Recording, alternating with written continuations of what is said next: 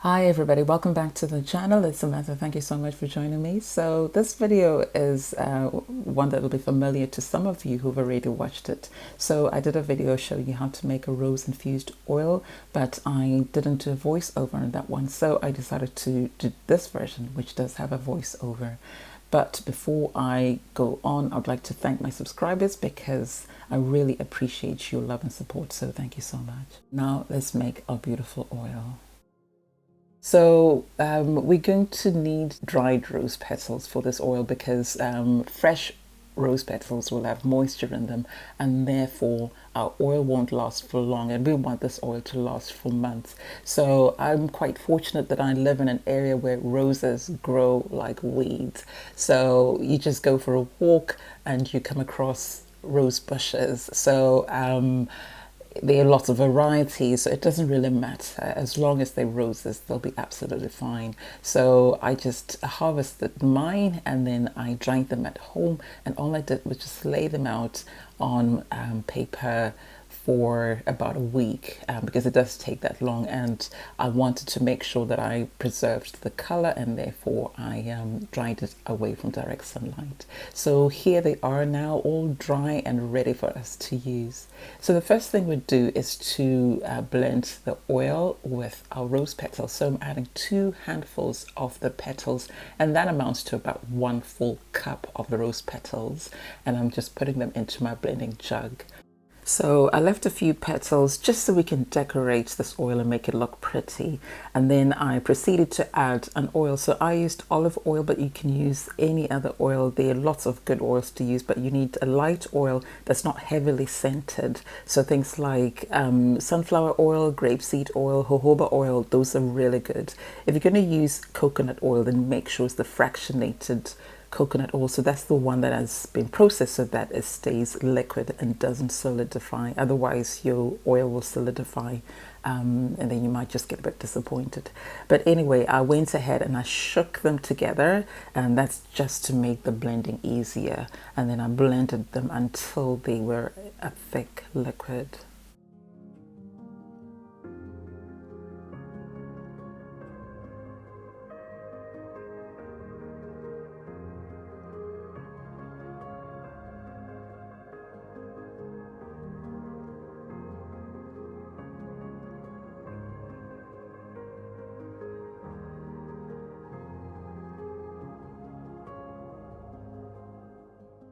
Once that was done, I just poured it into a heat-resistant jar because we're going to warm everything up. And then I made sure that I closed the jar tightly so that absolutely no steam or moisture would get inside. And I warmed it for about 30 to 45 minutes in a simmering bath. And this will help to just open up the rose petals and allow them to absorb as much of the oil as possible, and therefore release all the goodness, the properties into the oil. So after I've warmed it up, I just put it aside, let it cool down and infuse. So it's important to let this infuse for at least 2 days. The longer you infuse it for, the better. I actually left mine to infuse for a week because that gives you a much stronger scent. And then after that, I just strained it and I made sure that I used something really fine, because remember we blended this, so there'll be tiny particles, and if you want your oil to be nice and clean without those tiny particles, you'll need to use something that's finely woven. So things like wig caps or the end of a pair of tights or cheesecloth are really good. You can also use coffee filters or even paper towels because that will help to just clean your oil nicely. So personally, I don't like squeezing a whole bag of oil, which this will be, so I just let gravity do the work for me. So basically I suspend the pair of tights in the jar, secure it with some string. If I had a rubber band, that's what I would have used, and then just make sure it's nice and secure so that it doesn't fall into the oil, because that defeats the whole purpose. And then once that's done, I just pour everything in and then allow it to just seep into the jar or drain into the jar. And this happens really easily. It's not going to take along, and then I just allow it to basically make sure that most of the oil is drained into the jar, and then at the end I will squeeze very gently just to get as much of the oil as possible so that there's no wastage.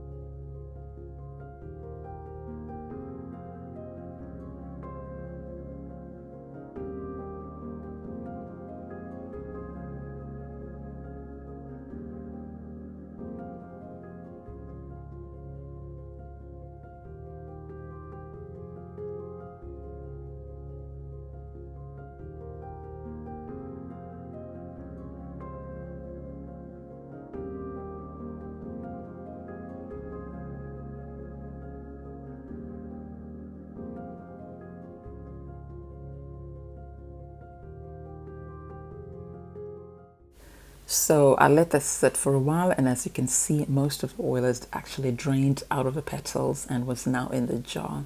There was a tiny bit of oil still left in the petals, so I very gently squeezed the rest out, but you don't have to. This is just my preference. And then in terms of what you can do with those petals, you don't need to throw them away right away. You can actually use them for things like body scrubs, so you can add them to your body scrubs and they'll give a nice scent, a nice color, just make it look really pretty.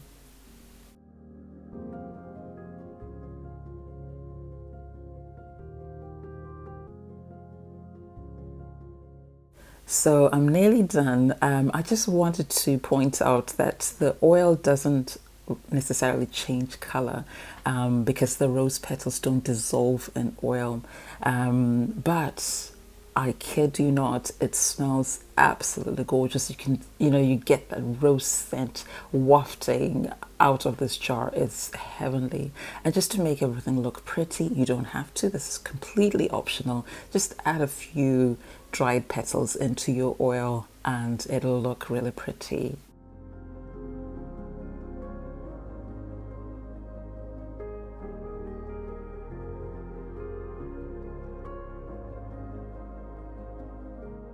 So our oil is ready and it smells absolutely beautiful. So the oil is quite versatile and can be used both on the hair and the scalp. You can use it as an emollient for your hair and your scalp, and you can also use it for body and scalp massages, and you can add some to your bath water as a bath oil.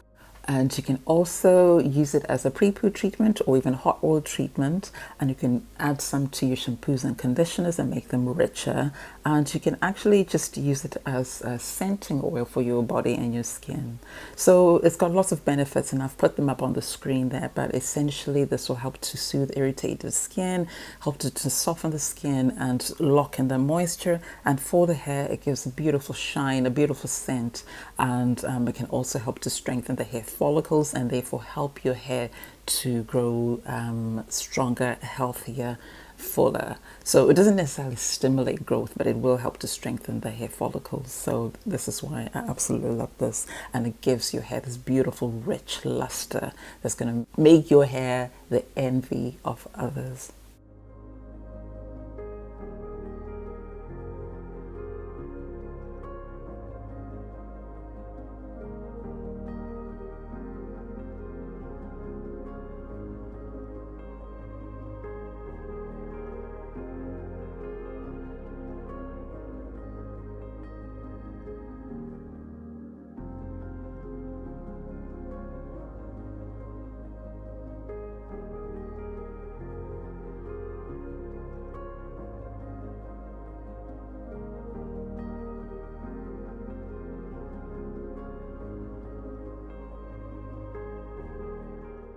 So because there's absolutely no moisture in this oil, it'll last for months and we don't need to add a preservative. You don't need to keep it in the fridge.